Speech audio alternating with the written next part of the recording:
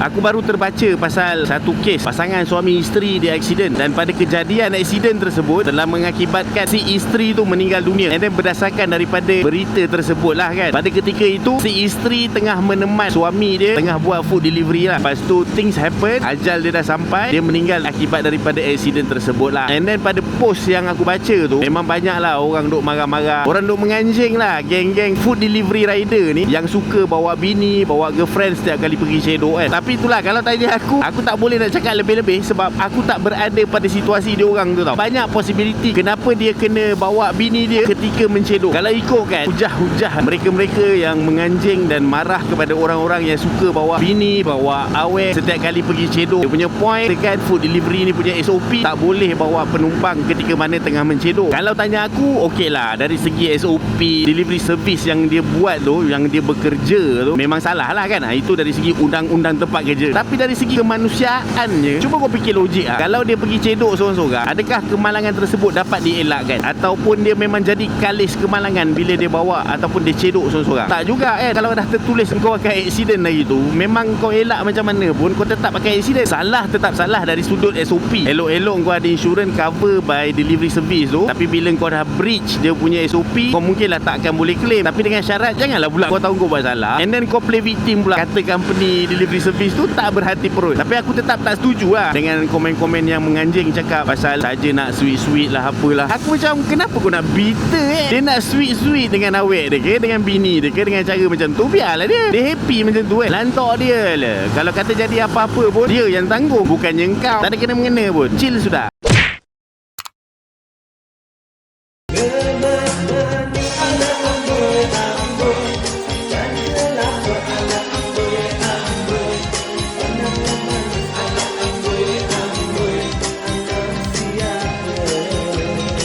Okay guys, so ini antara barang-barang yang aku selalu guna dalam aku punya video. So kalau kata korang berminat untuk beli, korang klik aja dekat beg kuning tu. Okay?